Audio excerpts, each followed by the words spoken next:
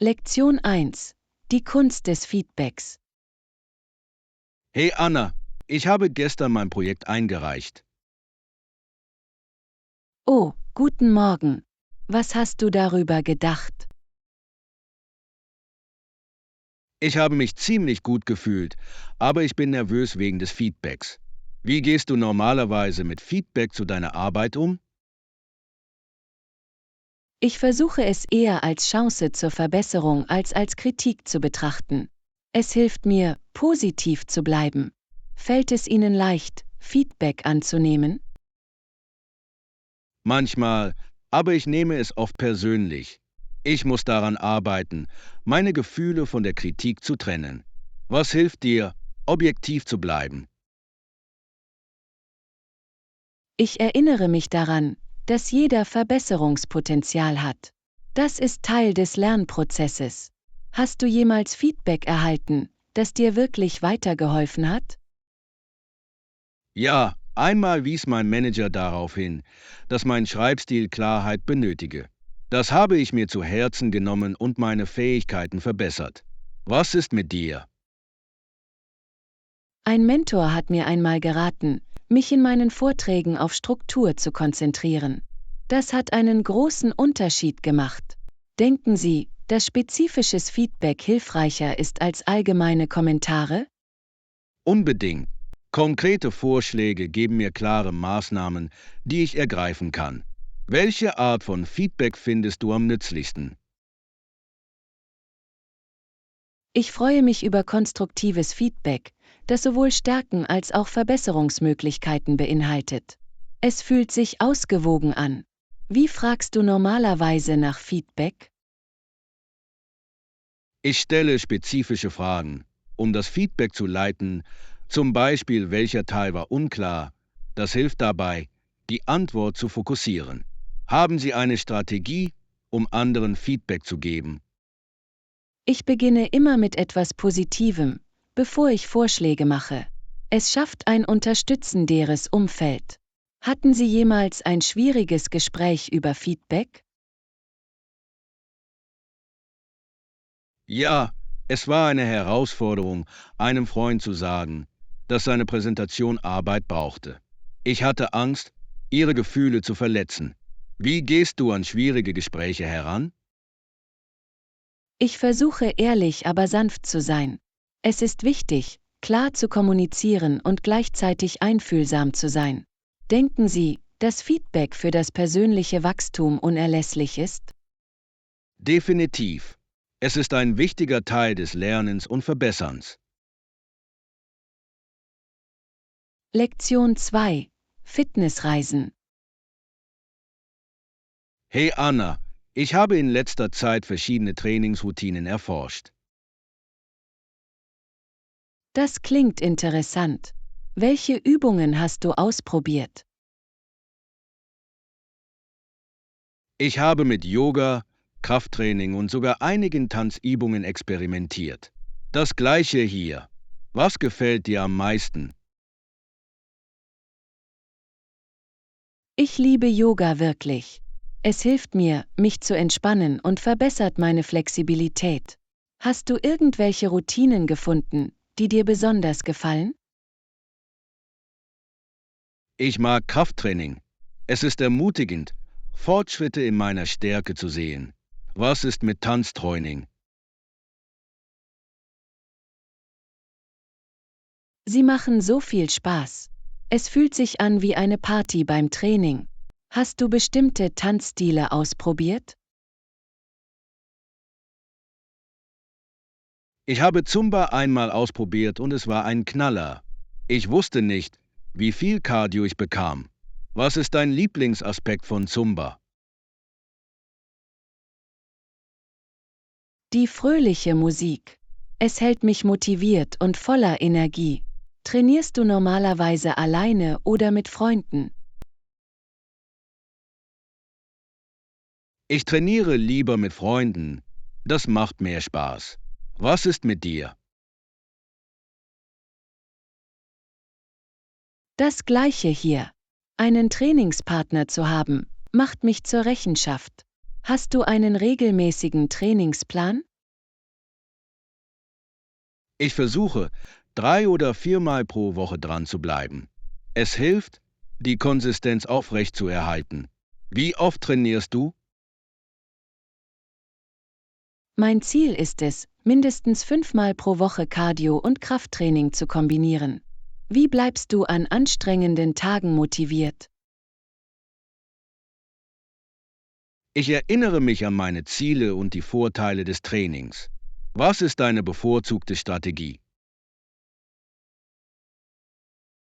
Ich setze mir gerne Mini-Ziele und belohne mich, wenn ich sie erreiche. Es fügt ein lustiges Element hinzu. Waren Sie auf Ihrer Fitnessreise jemals mit Herausforderungen konfrontiert? Ja, ich hatte Probleme damit, in geschäftigen Zeiten eine Routine aufrechtzuerhalten. Wie haben Sie Herausforderungen gemeistert? Ich habe gelernt, flexibel zu sein und mein Training an meinen Zeitplan anzupassen. Es geht darum herauszufinden, was funktioniert. Welchen Ratschlag würdest du jemandem geben, der seine Fitnessreise beginnt? Fangen Sie klein an und finden Sie Aktivitäten, die Ihnen Spaß machen. So ist es einfacher, dabei zu bleiben. Was würdest du vorschlagen? Lektion 3: Kochabenteuer. Hey Anna, ich habe vor, ein neues Rezept mit Eiern, Erdnüssen und Limette zu machen. Das klingt einfach genug. Brauchen wir spezielle Zutaten? Nur diese 3 plus ein paar Gewürze.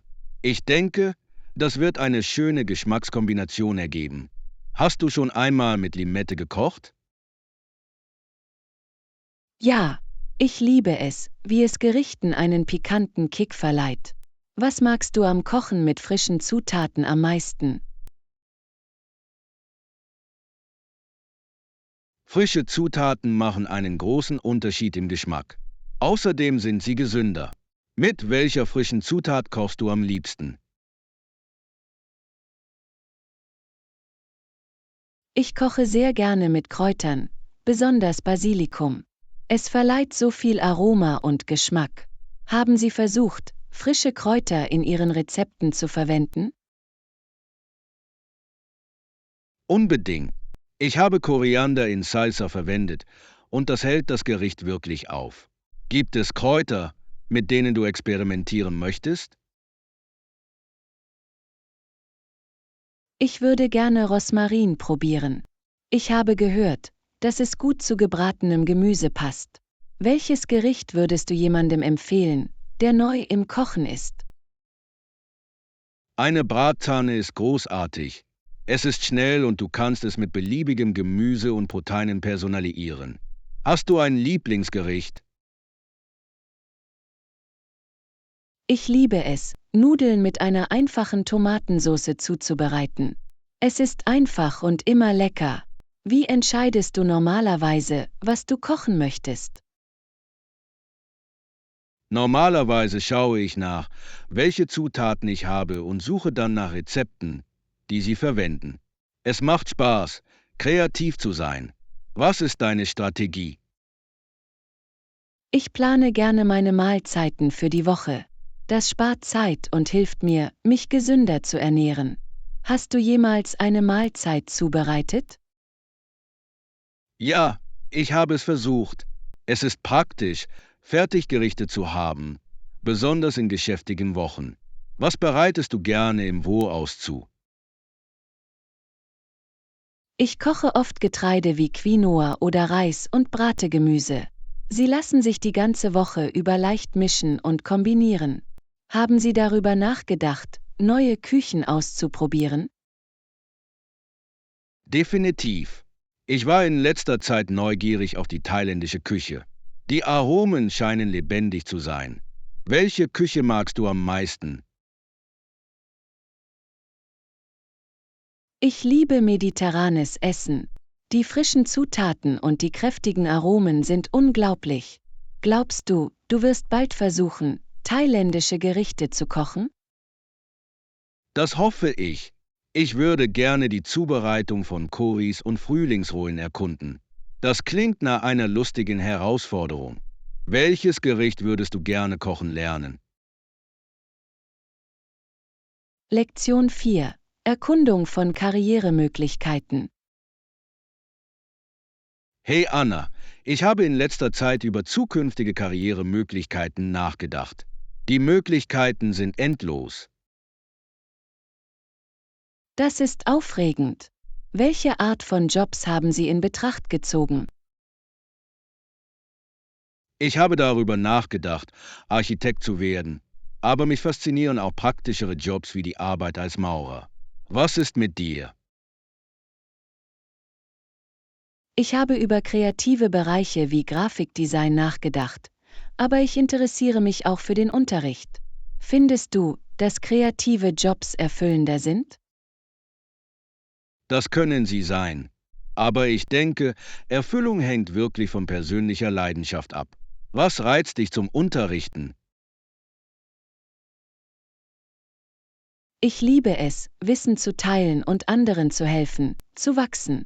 Es ist lohnend zu sehen, wie Schüler erfolgreich sind. Haben Sie jemals darüber nachgedacht, was einen Job erfüllend macht?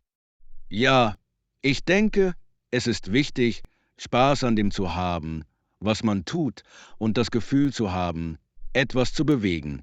Welche Fähigkeiten sind Ihrer Meinung nach für den Geduld und Unterricht unerlässlich? Kommunikation sind entscheidend. Es ist auch wichtig, sich an verschiedene Lernstile anpassen zu können. Welche Fähigkeiten sind Ihrer Meinung nach für einen Architekten von entscheidender Bedeutung? Kreativität und Liebe zum Detail sind entscheidend. Architekten müssen Räume effektiv visualisieren können. Denken Sie, Sie würden gerne im Team arbeiten oder bevorzugen Sie Soloarbeit? Ich mag Teamwork. Die Zusammenarbeit mit anderen kann zu großartigen Ideen führen. Was hältst du von Gruppenprojekten? Ich mag sie auch, solange jeder den gleichen Beitrag leistet. Es kann frustrierend sein, wenn manche ihr Gewicht nicht tragen. Hattest du irgendwelche herausfordernden Gruppenerfahrungen? Ja, ich habe einmal mit jemandem gearbeitet, der nicht gut kommuniziert hat. Das machte das Projekt schwierig. Wie gehst du normalerweise mit Konflikten in Gruppeneinstellungen um? Ich versuche, Probleme direkt und ruhig anzusprechen. Offene Kommunikation hilft, Missverständnisse zu lösen. Denken Sie, dass Praktika wertvoll sind, um Karrieremöglichkeiten zu erkunden? Unbedingt. Sie bieten praktische Erfahrung und einen Vorgeschmack auf das Arbeitsumfeld. Haben Sie darüber nachgedacht, ein Praktikum zu machen? Ja, ich würde gerne ein Praktikum in Architektur machen, um zu sehen, ob es zu mir passt. Ja, was ist mit dir? Ich suche nach Praktika im Bildungswesen. Das würde mir eine bessere Vorstellung davon geben, wie Unterricht wirklich ist. Was erhoffst du dir von einem Praktikum zu lernen? Ich würde gerne die täglichen Aufgaben und Herausforderungen verstehen, mit denen Architekten konfrontiert sind. Es würde mir helfen, eine fundierte Entscheidung zu treffen. Lektion 5. Gesunde Essgewohnheiten. Hey Anna, ich habe versucht, Zucker und verarbeitete Lebensmittel in meiner Ernährung zu reduzieren. Das ist ein großartiges Ziel. Verfolgen Sie Ihre Fortschritte? Ja, ich habe angefangen, eine App zu verwenden, um meine Mahlzeiten zu protokollieren. Es hilft mir wirklich, verantwortlich zu bleiben. Was ist mit dir? Ich habe etwas Ähnliches gemacht, aber ich bevorzuge ein Ernährungstagebuch.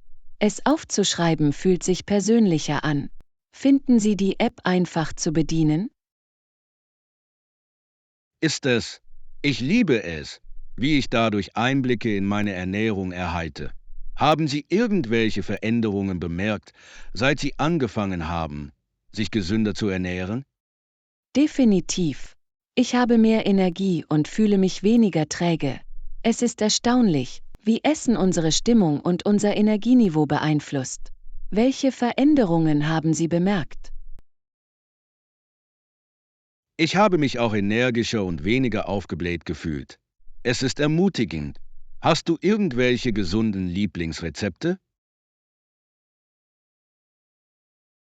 Ja, ich liebe es, Quinoa-Salate mit viel Gemüse zuzubereiten.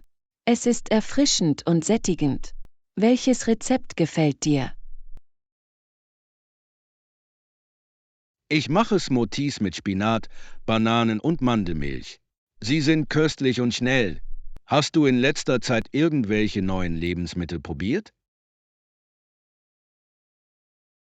Ich habe gerade Kichererbsennudeln probiert und sie waren überraschend gut. Es ist eine großartige Alternative zu normaler Pasta. Haben Sie alternative Zutaten erforscht? Ich habe angefangen, Blumenkohlreis anstelle von normalem Reis zu verwenden. Es ist kohlenhydratärmer und sehr vielseitig. Denkst du, es ist schwer, sich an eine gesunde Ernährung zu halten? Es kann eine Herausforderung sein, besonders wenn Sie beschäftigt sind oder von ungesunden Snacks in Versuchung geführt werden. Wie gehst du mit Heißhungerattacken um? Ich versuche, gesunde Snacks wie Nüsse oder Obst griffbereit zu haben. Sie helfen, meinen Heißhunger einzudämmen. Welche Strategien funktionieren für Sie? Ich gönne mir ab und zu eine kleine Freude. Es hilft mir, mich nicht benachteiligt zu fühlen. Haben Sie sich bestimmte Ziele für Ihre Reise zur gesunden Ernährung gesetzt? Ich möchte öfter zu Hause kochen und jede Woche neue Rezepte ausprobieren.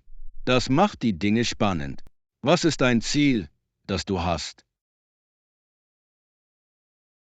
Ich möchte mehr pflanzliche Mahlzeiten in meine Ernährung aufnehmen. Ich denke, es wird meiner Gesundheit zuträglich sein. Wie gedenkt ihr, eure Fortschritte zu feiern? Vielleicht gönne ich mir ein gutes Essen in einem gesunden Restaurant. Es ist eine gute Möglichkeit, mich selbst zu belohnen. Was ist mit dir? Lektion 6. Vorbereitung auf Interviews. Hallo Anna, ich habe ein Brainstorming gemacht und für mein bevorstehendes Vorstellungsgespräch geprobt. Das ist großartig. Auf welche Art von Fragen bereitest du dich vor? Ich konzentriere mich auf häufig gestellte Fragen, aber ich weiß, dass Sie auch unerwartete Fragen stellen könnten. Wie bereitest du dich darauf vor? Ich versuche kreativ zu denken. Manchmal fragen sie auf überraschende Weise nach deinen Stärken und Schwächen. Haben Sie eine Strategie für den Umgang mit kniffligen Fragen? Ich übe, ruhig zu bleiben und mir einen Moment Zeit zum Nachdenken zu nehmen, bevor ich antworte. Es hilft mir, meine Gedanken besser zu artikulieren. Was ist mit dir? Ich verwende gerne die STAR-Methode für Verhaltensfragen. Sie steht für Situation, Aufgabe, Aktion und Ergebnis.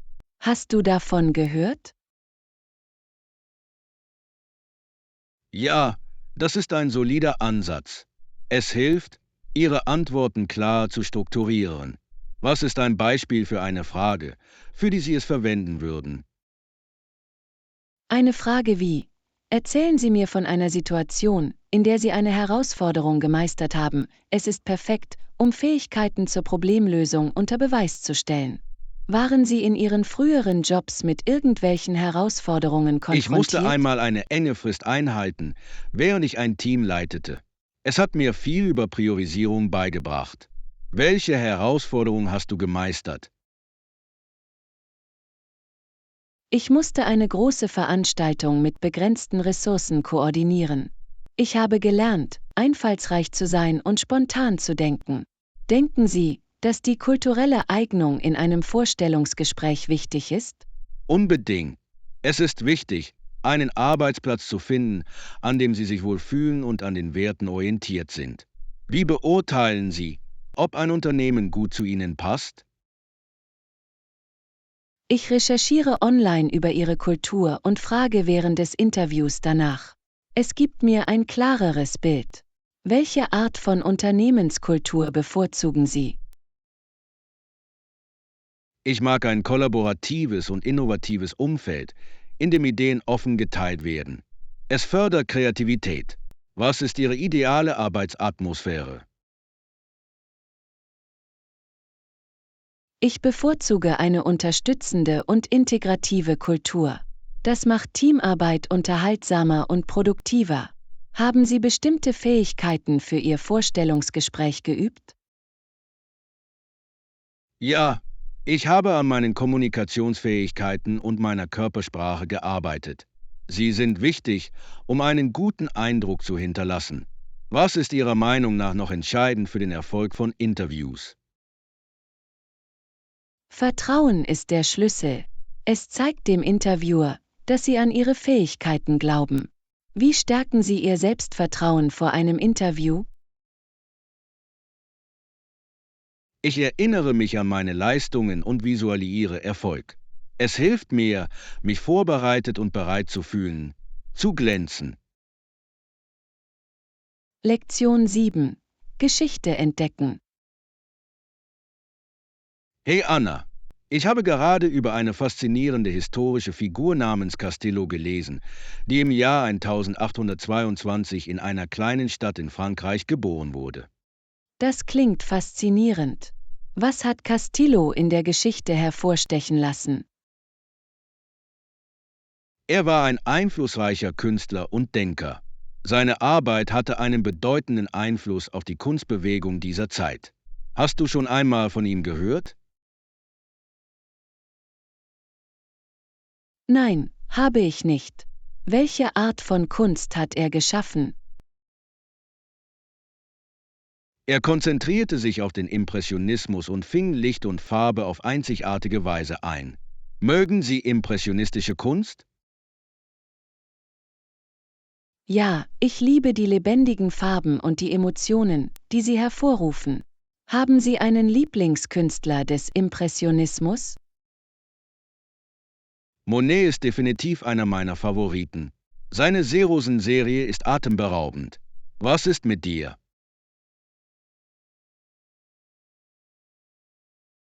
Ich bewundere Degas für seine Ballettbilder. Sie fangen Bewegung wunderbar ein.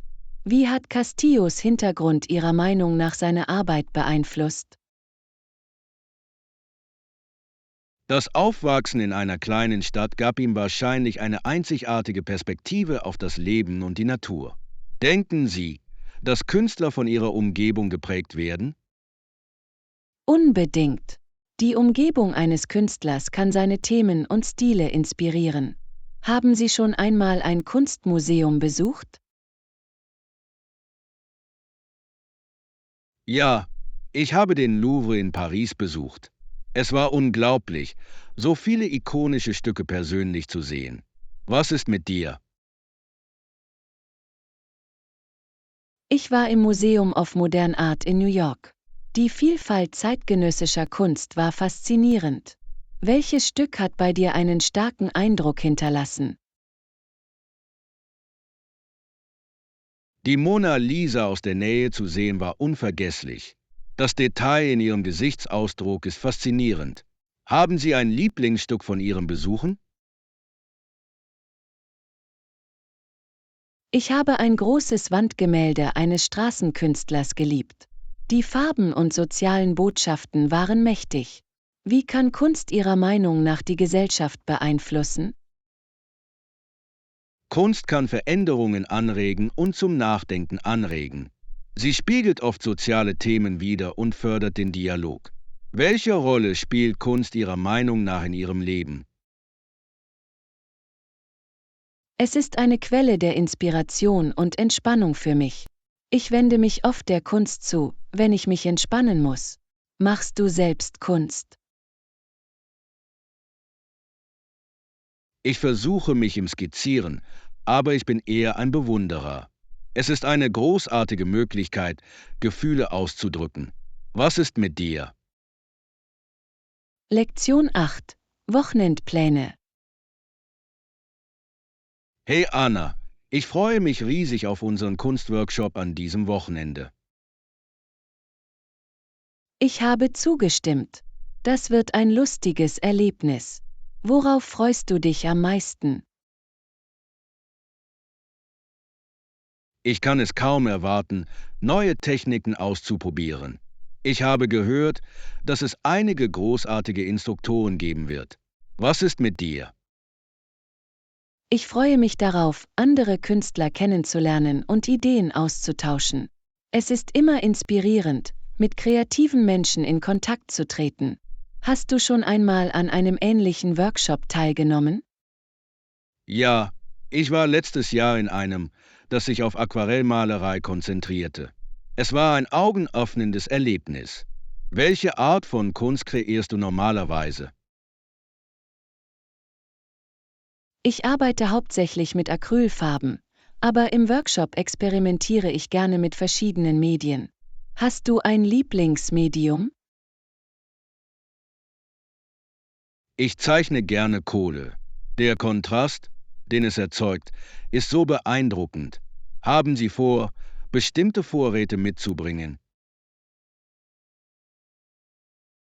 Ich bringe meine Acrylfarben und ein paar Pinsel mit.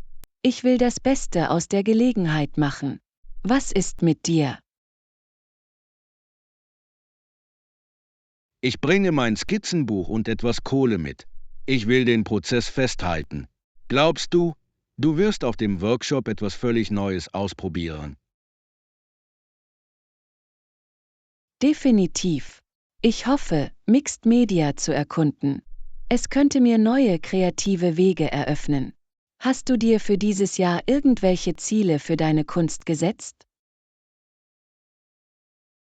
Ich möchte mich darauf konzentrieren, meine kompositorischen Fähigkeiten zu verbessern.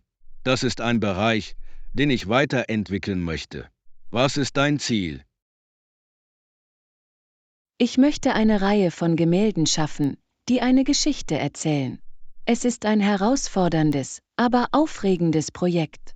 Wie bleibst du motiviert, Kunst zu schaffen?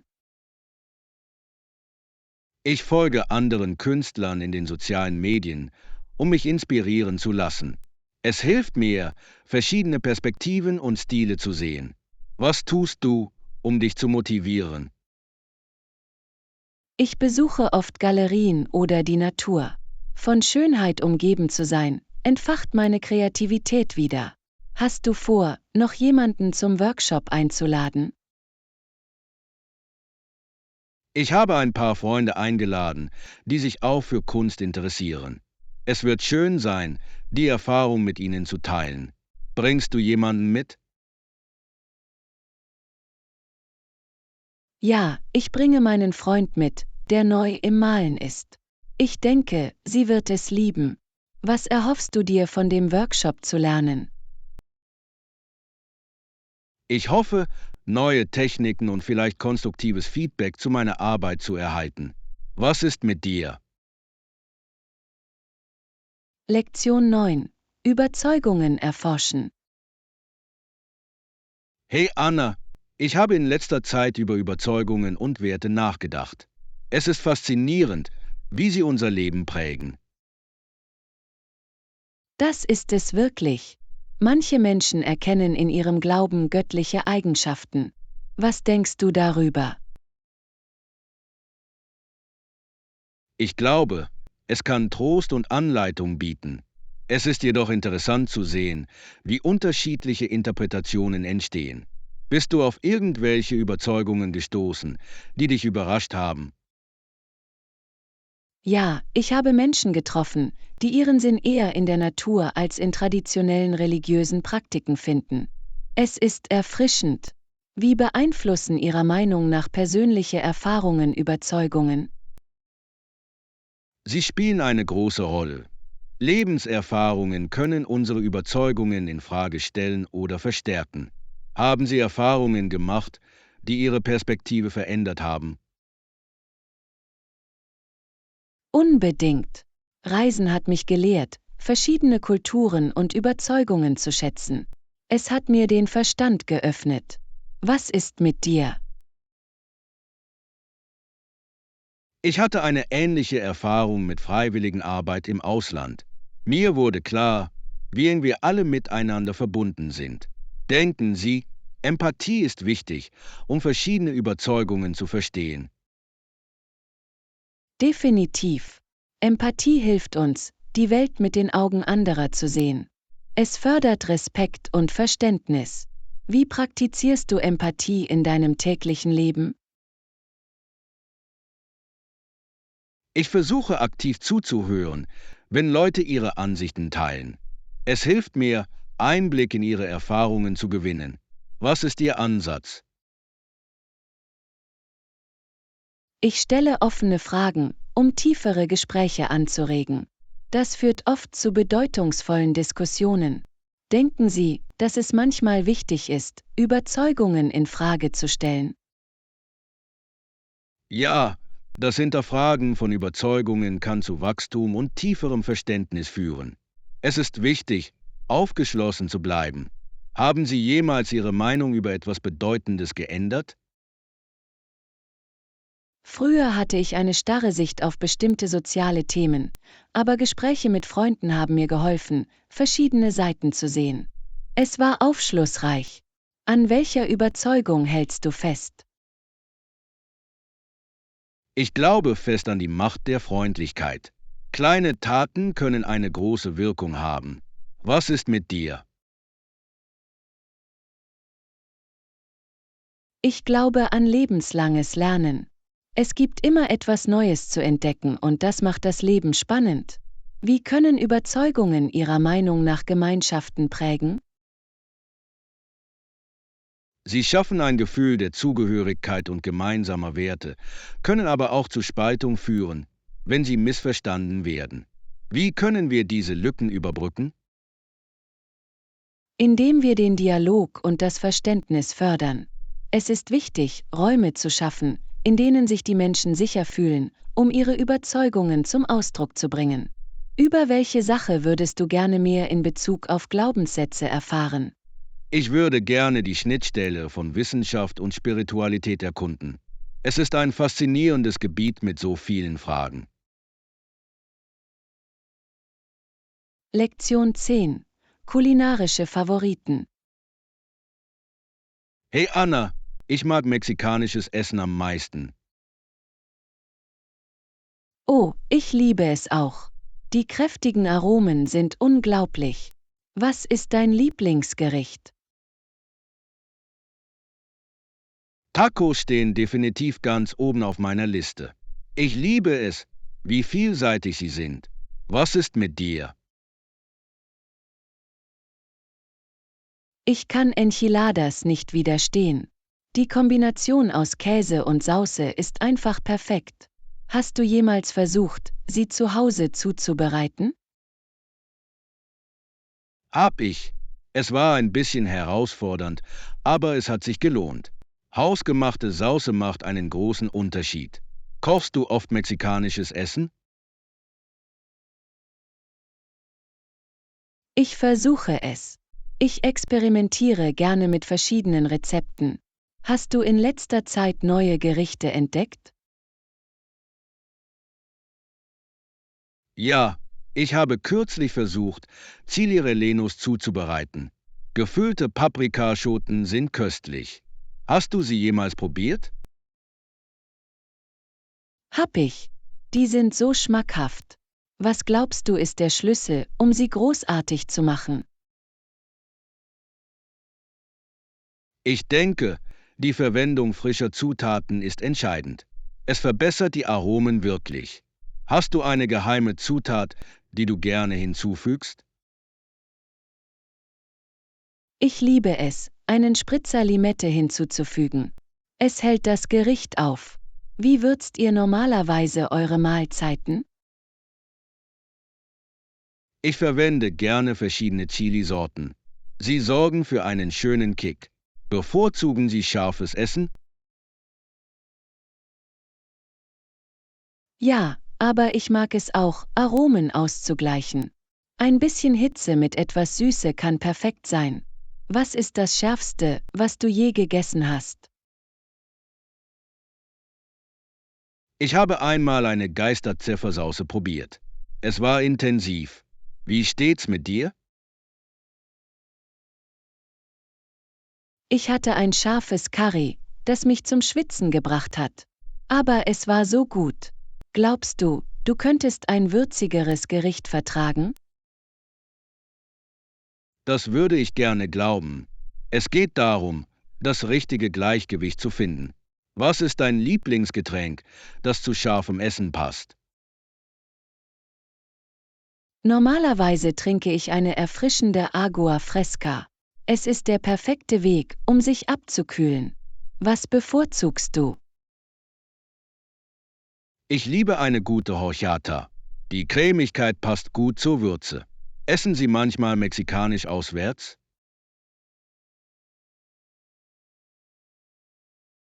Ja, ich liebe es, neue Restaurants zu erkunden. Es ist eine großartige Möglichkeit, verschiedene regionale Gerichte zu entdecken. Hast du irgendwelche versteckten Juwelen gefunden? In meiner Nachbarschaft gibt es einen kleinen Tacoladen, der tolle Street-Tacos zubereitet. Es ist mein Lieblingsplatz. Was ist dein Lieblingsrestaurant? Ich habe ein Lokal gefunden, das authentische Maulwurfsauce serviert. Es ist reichhaltig und köstlich. Was macht Ihrer Meinung nach ein Restaurant aus? Hochwertige Zutaten und eine warme Atmosphäre sind der Schlüssel. Das macht das kulinarische Erlebnis zu etwas Besonderem. Lektion 11. Geschichten teilen.